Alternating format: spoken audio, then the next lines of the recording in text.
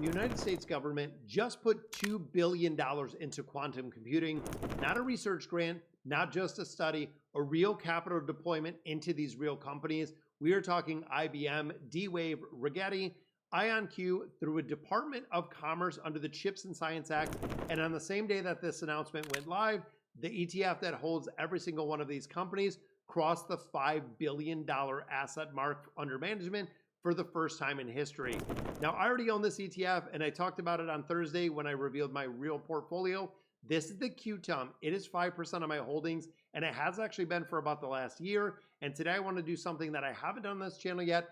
I want to walk you through exactly what is happening, why it means, and really what the government knows about retail investors might still be trying to figure out in this portfolio, and whether this moment changes any and how I'm sizing my position within the quantum computer space. Because guys, it's not a small development when the federal government starts writing billion-dollar checks to an emerging tech sector. It is kind of crazy, so it's worth paying that attention to. So let's go ahead and get into it.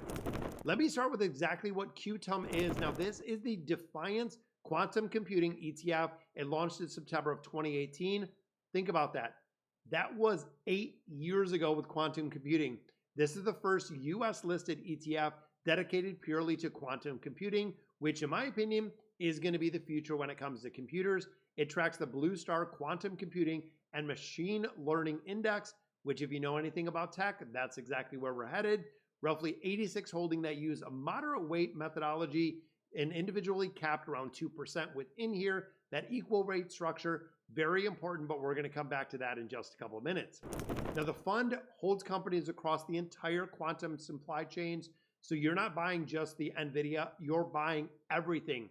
We're talking about the hardware companies like IBM and D-Wave, quantum software, algorithm developers, semiconductor companies who chips now power those quantum computing systems, applied machine learning, AI technology, anything that we're building on this quantum infrastructure. It is not purely a play on one or two tech companies.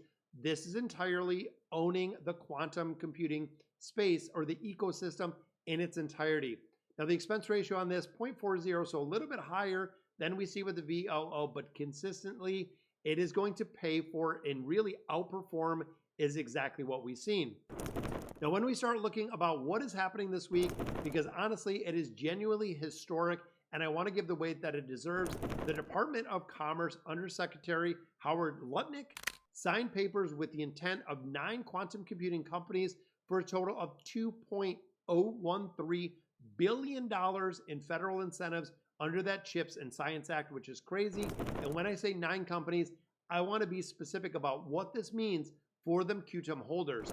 So when we look at the breakout of this, IBM got $1 billion, GlobalFoundries $375 million, D-Wave and Rigetti got $100 million each, IonQ still under kind of negotiations of what exactly they're getting, QTUM, which I'm not sure exactly what this company is made of, but it develops the hardware and software, again another $100 million.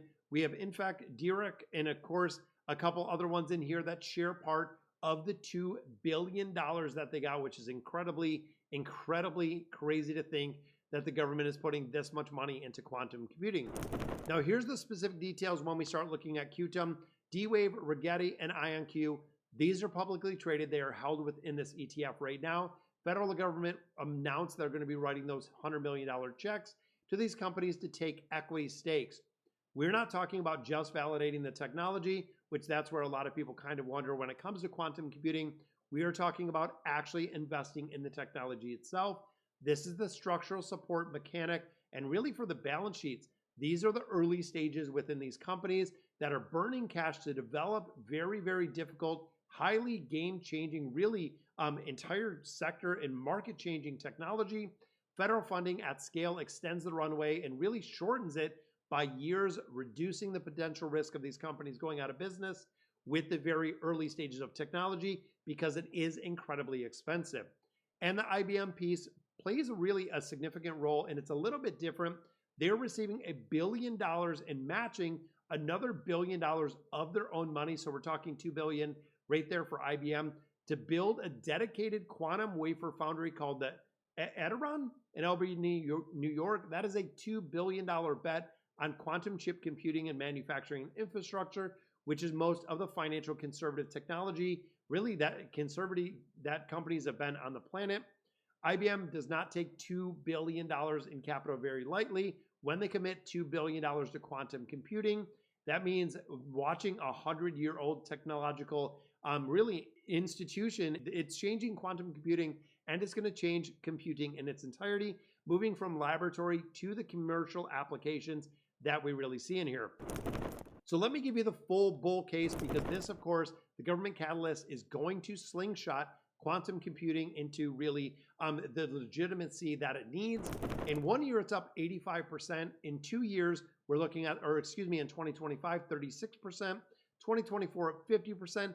Since this has come out, it is up 354%, which is incredible. Not a lottery ticker, not really a thematic ETF, but overall doing incredibly well when the government starts really having the legitimacy of the ETF itself. That is where it is a game changer. Now, the structural argument for this is getting much stronger than weaker. Quantum is entering with really what is called the fault-tout era. Quantum computing systems can correct their own errors. So thinking of AI at a multitude of scale, we're not there yet. And really across the board, IBM's roadmap, we have Google Willow chip, and the pace for qubit counting is really moving. Next 3 to 5 years, the commercial applications are going to be there, and that's exactly what they're thinking. Where if we're going in here and being able to optimize drug discovery, financial modeling, companies that really survive this point within an ETF of this nature is going to change, again, the world in itself. And when we start looking at the geopolitical dimensions, really underappreciated, China has stated that quantum supremacy is a nation's priority for China itself. US government's $2 billion deployment is just not an economic decision in its entirety. It takes national security into this. When they talk about quantum computing could possibly like break the code for BitChain, that is kind of crazy. Just like the CHIPS Act came in for semiconductors, we are now seeing it for quantum computing, and the government is really competitive when it comes to technology. The price of these are going to go up, the funds are going to flow, and of course the price of this could go down, so definitely paying special attention. Now let me give you the bear case. When we always do the bull case, we have to do the bear case because there is a high risk, and it is kind of a higher risk ETF, and it'd be really dishonest if I didn't say it clearly, especially with all of the news we're seeing in the endpoint. So timeline, quantum computing, we're talking 3 to 5 years till there is a really solid practical application of this. When we look at a lot of the companies, D-Wave, Rigetti, IonQ, Quantum Computing Inc., they're operating at a loss. The government is going to supplement them with the income that they're, or the money that they're giving, not as a grant, but as an investment into the company.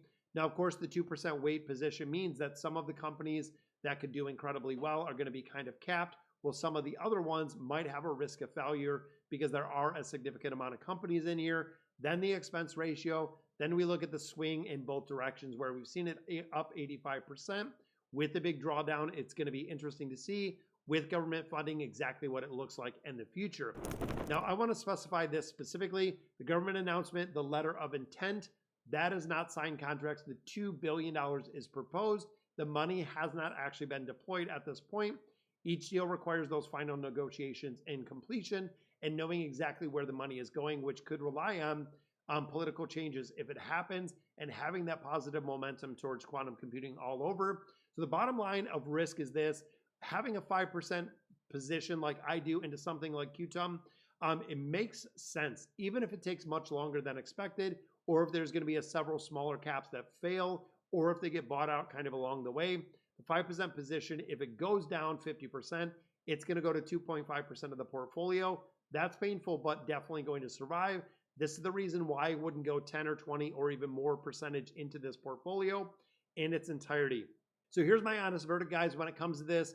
Does the $2 billion federal funding announcement change what I think about it? It does a little bit, but not in the way that you'd expect, because this is going to be right for you if you're looking at that 7 to 10 year time frame. 5% of the portfolio, I wouldn't do any more at all. If you already have the VOO, QQM, and some other ETFs as your core, and you really convicted like I am, quantum computing is going to be the long term and can hold through those 20, 30, even 40% downturns that we've seen in the entirety. Now, the government news honestly doesn't make me increase my position or even reduce my position. What it does is increases my conviction into really that it's correctly placed, and knowing that quantum computing is going to be the future. When you look at D-Wave, when you look at Rigetti, when you look at IonQ, it is going to reduce the runway and really increase the application of quantum computing in its entirety.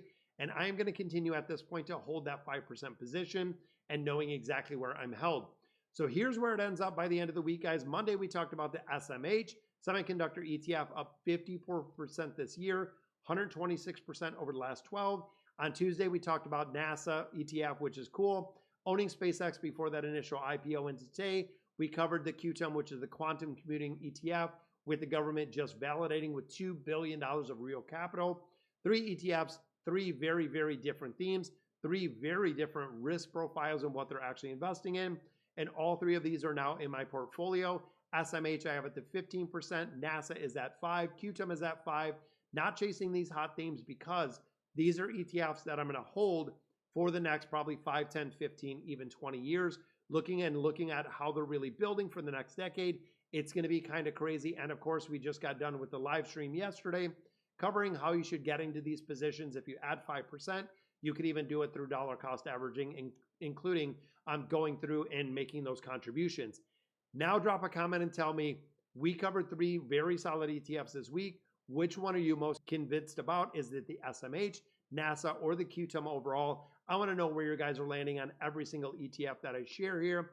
And of course, when you drop the comment, I reply to every single one. And if you've been watching this channel all week and haven't subscribed, we are doing this every single day and covering content, real ETFs, real data, real portfolio with real money behind it. Subscribe, and I'll see you tomorrow for Friday's video.